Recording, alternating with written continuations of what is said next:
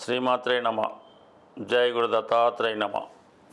ఈ వారంలో ధనుసు రాశి వారికి ఒక అద్భుతమైనటువంటి యోగం ఏర్పడడం జరిగింది. ఏదైనా ఒక రాశి మీద శని గురువు ఒకేసారి దృష్టి పెట్టినప్పుడు ఆ భావానికి చెందిన కారకత్వాలు చాలా వరకు సక్సెస్ఫుల్గా ముందుకెళ్ళడం జరుగుతూ ఉంటుంది. ఇప్పుడు ధనుసు రాశి వారికి అటువంటి అదృష్టం కలిగింది. దాంతో మీ వ్యక్తిగత సామర్థ్యంతో మీలో ఉన్నటువంటి ప్రతిభకు తగిన గుర్తింపు రావడం జరుగుతుంది.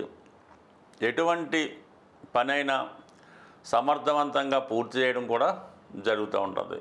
కారణాంతరాల వల్ల ఎవరైనా కొద్దిగా అనారోగ్యపరమైన ఇబ్బందులతో బాధపడుతుంటే వారికి మంచి ఆరోగ్యం కూడా చేకూరే అవకాశం ఉంటుంది. అలాగే ఏదో ఒక శుభకార్యం లాంటి దాంట్లో పాల్గొనడం జరుగుతూ ఉంటుంది. ఇక లాభస్థానంలో కుజుడు. ఈ కుజుడు కూడా మీకు పంచమాధిపతిగా లాభస్థానంలో ఉంటూ అటు పంచమాన్ని 6వ స్థానాన్ని వీక్షించడం వల్ల బాకీలు ఏవైనా రావాల్సి ఉంటే మీకు అవి చాలా వరకు వసూలవుతాయి. అలాగే నిరుద్యోగులకి చేసే ఉద్యోగ ప్రయత్నాలు ఫలిస్తాయి. అటు మీరు క్రీడా రంగంలో ఉన్నా, పోలీస్ డిపార్ట్మెంట్లో ఉన్నా, రియల్ ఎస్టేట్ రంగంలో ఉన్నా, కామన్గా మీకు కుజుడు కారకత్వాలైనటువంటి ఇటువంటి వాటిలో మీకు ఆదాయం లభిస్తూ ఉంటుంది. లేదంటే దానికి సక్సెస్ఫుల్గా రావడం వల్ల కొన్ని ఇంపార్టెంట్ విషయాలు కూడా తెలుసుకోవడం జరుగుతూ ఉంటుంది. లేదా కొంత స్థిరాస్తి మీరు సంపాదించడానికి కూడా ఈ కుజుడు మీకు సహకరించడం జరుగుతూ ఉంటుంది. అలాగే కుజుడు ఇప్పుడు ధనస్థానాన్ని వీక్షించడం వల్ల మీ బంధువులు కానీ, మీ సంతానం కానీ, మీ బంధువుల్ని కలుసుకోవడం కానీ, పిల్లల్ని కలుసుకోవడం, వారి సహకారాలు లభించడం, ఇవన్నీ కూడా కుజుడు మీకు చాలా ఫేవర్గా ఉండడం. అలాగే దశమస్థానంలో ఏర్పడినటువంటి ఈ బుధాదిత్య యోగం, ఈ ధర్మ కర్మాధిపతి యోగం మిమ్మల్ని కంప్లీట్గా ఒక ఉన్నత స్థాయికి తీసుకెళ్ళడం జరుగుతూ ఉంటుంది. అంటే మీరు ఏదన్నా ఒక ప్రభుత్వ పదవి కొరకో, ఏదన్నా ఒక సంస్థలో చేరాలని మీ ప్రయత్నం, అంటే విద్యా సంస్థ అవ్వచ్చు, ఆధ్యాత్మిక సంస్థ అవ్వచ్చు, లేదంటే న్యాయానికి సంబంధించింది ఏదైనా ఒక ఆశ్రమం లాంటిది అవ్వచ్చు, అందులో మీకు ప్రవేశం కానీ ఒక గౌరవప్రదమైనటువంటి హోదా కానీ లభించే అవకాశం ఉంది. లేదంటే మీకు మీ పెద్దవారు, మీ తండ్రి తాతలు నిర్వహిస్తున్నటువంటి ఏదైనా సంస్థలో మీరు కూడా ప్రవేశించడానికి ఇది చాలా వరకు అవకాశం ఉంది. అలాగే అది మీ యొక్క అదృష్టంతో కాకుండా మీలో ఉన్నటువంటి మేధస్సు, తెలివితేటల ద్వారా మీకు ఒక ఉన్నత పదవి ఈ సమయంలో రావడం జరుగుతూ ఉంటుంది. అలాగే కేతు భాగ్యస్థానంలో ఉంటూ శుక్రుడిని కలియడం వల్ల ఏంటంటే కంప్లీట్గా మీరు ఈ దైవ సంబంధించిన కార్యక్రమాలకి, ఆధ్యాత్మిక కార్యక్రమాలకి ఎక్కువ సమయాన్ని, ధనాన్ని కూడా వెచ్చిస్తారు. అలాగే మీతో పాటు మీ కుటుంబ సభ్యులు కూడా ఏదైనా ఒక హోమంలో కానీ, యజ్ఞంలో కానీ, పుణ్యక్షేత్రం దర్శించడం కానీ, ఇటువంటి ధార్మిక కార్యక్రమాలు ఎక్కువగా పాల్గొనడం జరుగుతూ ఉంటుంది. అంటే గురువు కూడా మనకి రాశిని వీక్షిస్తున్నాడు. గురువు రాశిని వీక్షించినప్పుడు మన ఆలోచన అంతా కూడా ఏదో ధర్మాన్ని కాపాడాలి, న్యాయాన్ని నిలబెట్టాలి, ఇటువంటి ఆలోచనలతోనే సాగుతూ ఉంటుంది. దానికి సంబంధించి ఇంచుమించుగా అన్ని ప్రధాన గ్రహాలు సహకరించడం జరుగుతూ ఉంది. రాహు కూడా 3వ స్థానంలో ఉన్నప్పుడు మీరు చేస్తున్న ప్రయత్నానికి చాలా గొప్ప గొప్ప వ్యక్తులు, పారిశ్రామికవేత్తలు, సినీ ఫీల్డ్కి సంబంధించిన వాళ్ళు ఎక్కువగా మీకు సహకరించడం, మీ ప్రయత్నానికి వాళ్ళు ప్రోత్సహించడం కూడా జరుగుతూ ఉంటుంది. శని భగవానుడు 4వ స్థానంలో ఉన్నప్పటికి కూడా ఇది సాధారణంగా ఇటువంటి ఆధ్యాత్మిక కార్యక్రమాల్లో ఉన్న వాళ్ళకి, పరోపకారం చేస్తున్న వారికి శని కూడా చాలా వరకు ఉపయోగపడటం జరుగుతుంది. ఆ శని మీ లగ్నాన్ని, రాశిని వీక్షించడం వల్ల సహజంగా మీరు ఒక క్రమశిక్షణతో టైం టు టైం ఎప్పటి పనులు అప్పుడు పూర్తి చేయడం కూడా జరుగుతూ ఉంటుంది. మనకి ఈ గ్రహాలు ఇచ్చే ఫలితాలు అనుకూలంగా మార్చాలి అనుకున్నప్పుడు ప్రతి గ్రహానికి కూడా ఒక దైవం అధిదేవతగా ఉండడం జరుగుతూ ఉంటుంది. అందువల్ల మనం ఆ గ్రహాలు ఇచ్చే సమస్యల నుంచి బయటపడాలంటే ఆ గ్రహానికి సంబంధించినటువంటి అధిదేవతని పూజ చేసుకోవడం వల్ల కానీ, స్తోత్రం చేయడం వల్ల కానీ, దానాల వల్ల కానీ మన సమస్యని మనం పరిష్కరించుకోవచ్చు.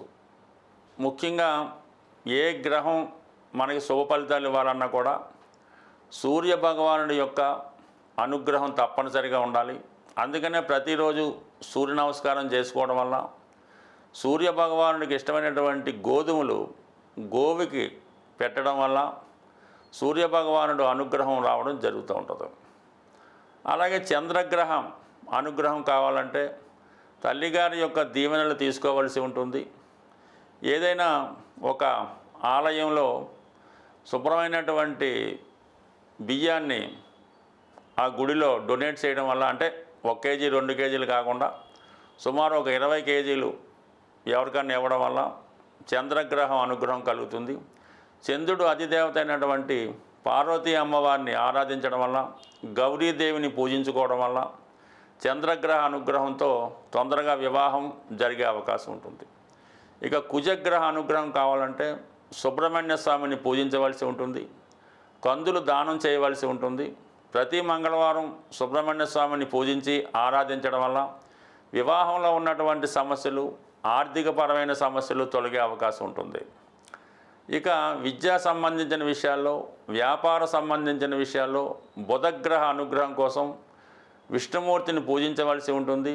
విష్ణు సహస్రనామ పారాయణ వల్ల, విఘ్నేశ్వరుని గరికతో అర్చన చేయడం వల్ల కంప్లీట్గా బుధగ్రహ అనుగ్రహంతో విద్యార్థులు ఉన్నత స్థాయి ర్యాంకు సాధించవచ్చు. ఇక గురువు యొక్క అనుగ్రహం, అటు సంతానం కావాలన్నా ధనం కావాలన్నా గురుగ్రహ అనుగ్రహం కోసం దక్షిణామూర్తి అంటే శివుని యొక్క ఆరాధన చేయడం, శివుడికి ఆవు పాలతో అభిషేకం చేయించడం వల్ల కంప్లీట్గా మీకు గురుగ్రహ అనుగ్రహం లభిస్తూ ఉంటుంది. ఇక శుక్రగ్రహ అనుగ్రహం కావాలంటే లక్ష్మీ అమ్మవారిని పూజించడం, కనకదార స్తోత్రాన్ని పారాయణ చేయడం, భార్యని తగు విధంగా గౌరవిస్తూ ఆవిడికి గౌరవప్రదంగా చూసుకోవడం వల్ల, అలాగే మీ యొక్క ఆడపడుచులు కానీ తల్లిగా అంటే ముఖ్యంగా స్త్రీలను గౌరవించడం వల్ల శుక్రగ్రహ అనుగ్రహం సంపూర్ణంగా లభిస్తుంది. శుక్రగ్రహం అనుగ్రహం ఉంటేనే జాతకుడి జీవితంలో సుఖ సంతోషాలు పొందగలరు. కామన్గా శుక్రవారం రోజు అమ్మవారిని ఆరాధించడం వల్ల శుక్రగ్రహ అనుగ్రహం లభిస్తుంది. ఇక శని భగవానుడి అనుగ్రహం కోసం శివుణ్ణి కంప్లీట్గా పూజ చేయవలసి ఉంది. నిడారంభరంగా చాలా సింపుల్ లైఫ్ జీవిస్తూ క్రమశిక్షణతో ఉంటూ ప్రతిరోజు శివారాధన వల్ల శనిగ్రహ అనుగ్రహంతో సాక్షాత్తు ప్రధానమంత్రి, ముఖ్యమంత్రులు కూడా అయ్యే అవకాశం ఉంది.